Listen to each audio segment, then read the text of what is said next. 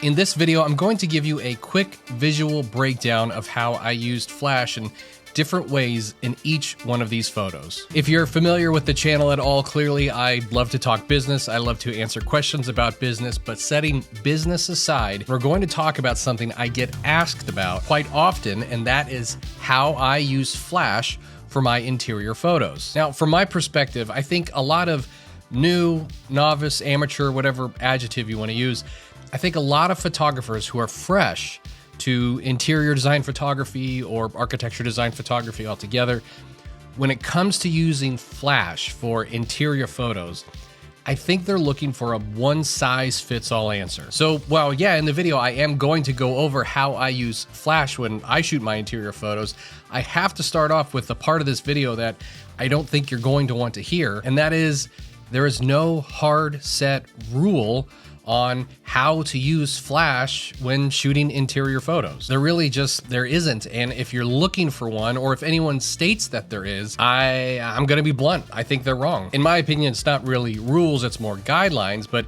I think it boils down to two things on if, when, and how to use flash. And number one is the shot specifically. Does the shot that you're setting up, does it need flash? Would flash help it? Would it enhance it? Would it make it better in any way? And number two is you as a photographer, your own personal taste. Some photographers steer clear of flash completely, and other photographers love to use flash on almost every single shot they take. And both are perfectly fine. That's how photographers come up with their own style, their own look. But clearly, I have a style in my photos that a lot of photographers ask about, so I feel since I have a YouTube platform, I would be remiss if I didn't go over some of these in a video. So let's get to it. Let's look at the first photo. So a little bit of background on this one. This was a, let's see if I can say this, cost share shoot between the interior designer and the home builder. And as you can probably tell from the photo, this one specifically is shot more with the interior designer in mind. And yes, obviously I did use flash on it, but let's take a look at this shot with just 100% natural light, not a single flash fired at all.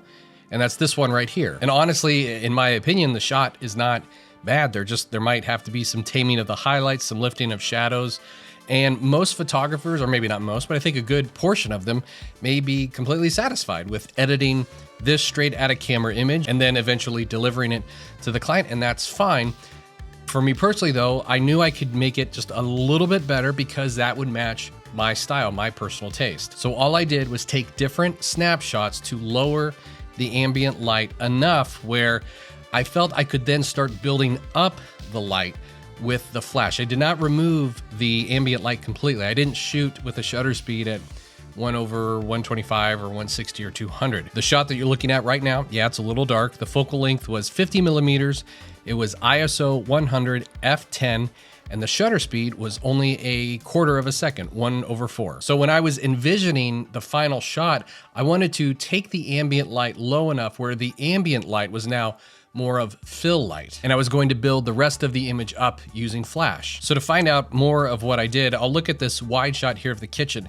And if you've ever shot a kitchen or a room, living room like this, and there is white walls and white ceilings and you use flash, more than likely there's a good chance you're like me and I start salivating. This is fantastic. This is a great opportunity because in this case, all I had to do was take my flash and shoot it up roughly into this area here above the window. And I shot it kind of at an angle where a lot of it would bounce off the wall, but a lot of it would hit the ceiling.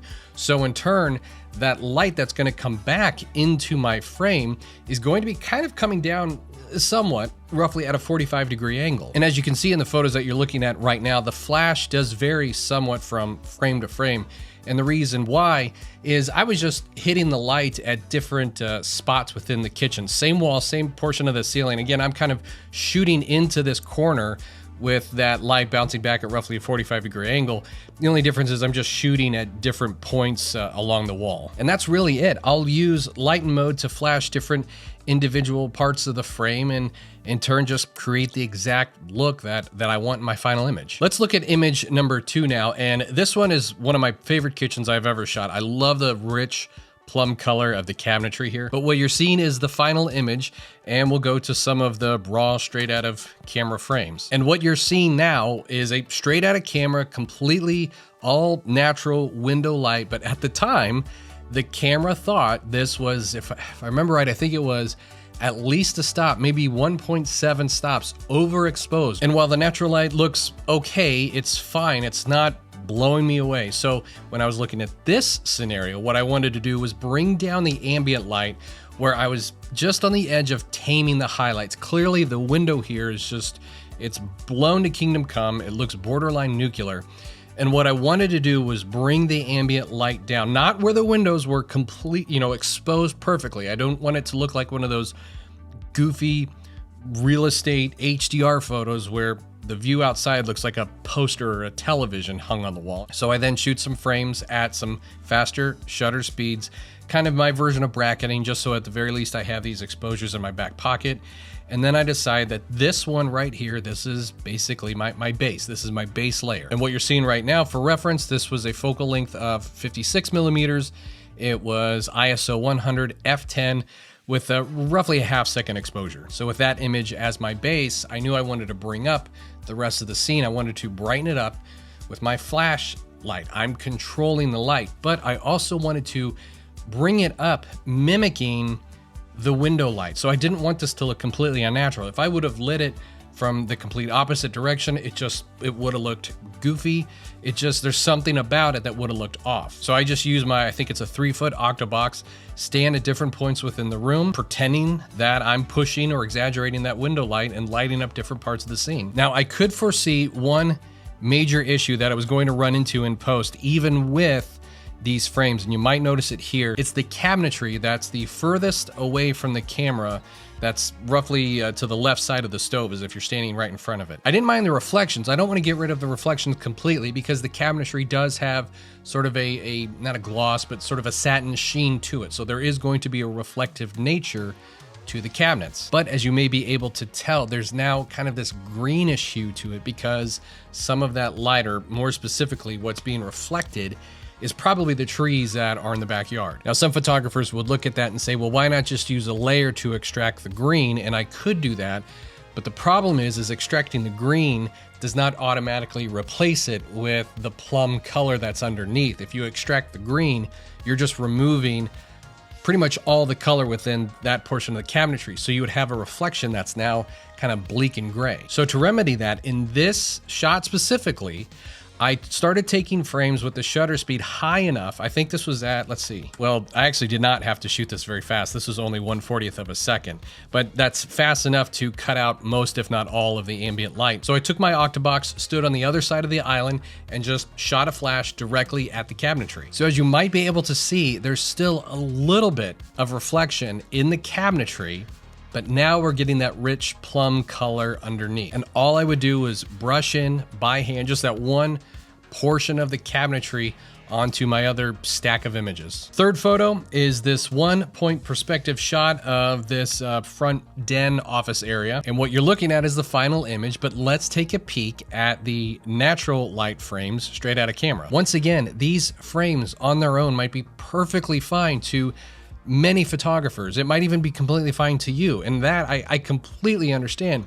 The difference is, like I mentioned before, it's my taste, it's my style. I like to control a little bit more of the light maybe than most photographers out there, if I'm able to. But a big reason why I wanted to control more of the light and kind of control more of the situation was the reflections that you see on the glass on the right side of the frame. This is glass. I don't want to remove the reflections completely, but I want to do everything within my power to kind of tone them down. I don't want the reflections to be a distraction. I want your eye immediately to go to this chair, typewriter, the sitting area. So with this shot, I took the same 3-foot Octo softbox and actually went outside and held the softbox up to the window, pointed it in all different directions, not only straight on flat against the window, but sometimes up, sometimes slightly left, right, down, and all over, to really kind of mimic just that light going in all directions, all from the window, but just blasting out. And when it comes to the post-processing, once again, all I really do is maybe stack the images on top of each other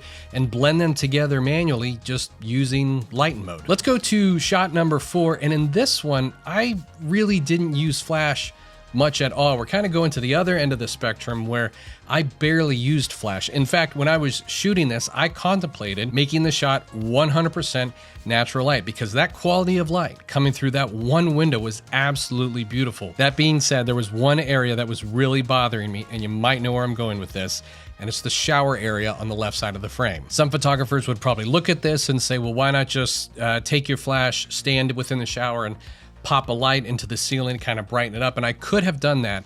The problem with that is everything else in this frame is lit completely with the natural light coming in through that window. So it would be a little odd if I had this one portion of the room that was being lit by bounced light off of the ceiling. The solution in my case was to fire a flash kind of once again into that corner. So I'm going to hit the ceiling and the wall at the same time and just use that bounced light to lift the shadows just a little bit. Again, I'm not lighting this up on par with the rest of the scene, but I'm very subtly raising the brightness of that shower area, and I'll then use lighten mode and blend just that portion of the shower onto the rest of the frame. Let's move on to our last photo, and this one's a little weird, so this one's gonna take some explanation. This shoot was commissioned by an interior designer as well as the general contractor on the remodel project, and while there were a lot of sliding glass doors and windows in this house, unfortunately though, it was just one of those times where the entire day was dark, gloomy, and stormy. So there was little to no natural light coming through those windows at all. Now,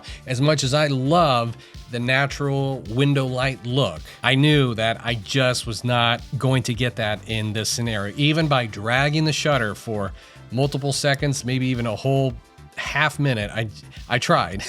I just wasn't getting it. So instead of leaning into the natural light window look, I knew in this case I had to go the complete opposite, and I had to lean almost 100% into the artificial interior light look. And again, while some photographers would be completely content just shooting the space with all the lights on and just editing those frames, that's not my style. That's not me. I still want these images, even though I want the final image to look as if it was all lit with interior light, I still want to give it that refined, professional look. So in order to do this, I took a half CTO gel, put it on my flash, and lit up almost every single part of this frame, bouncing that flash off the ceiling. And I know I've kind of poo-pooed on that idea before, but as you can see, my goal here is to try to recreate and mimic these can lights and the lights above the island, and I'm embellishing what those lights are doing. And because the gel on my flash was a half CTO,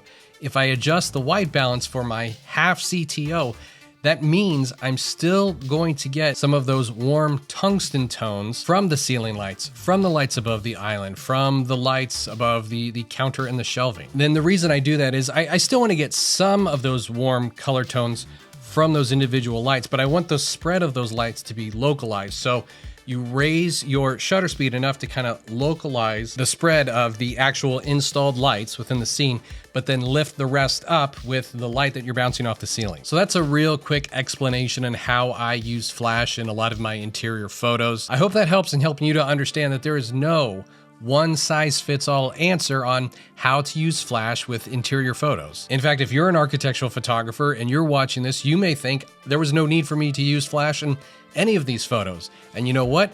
You're correct. It's all to taste and it's all to your personal style as a photographer. If you got anything out of this video, make sure to drop me one of these. And don't forget to comment, share, subscribe. I'm still new to this YouTube thing. I gotta remember what everyone asks everyone else to do. Comment, share, subscribe, like, all that stuff. You can follow me on Instagram at Matthew A. Photo. And if you yourself shoot or you're starting to dip your toes into the interior design photography waters, I highly recommend that you watch the video that's popping up on your screen now, where I go over some pretty essential, 7 essential tips on shooting interior design photography. If you made it all the way to the end, I sincerely appreciate you taking the time, and we'll see you on the next one.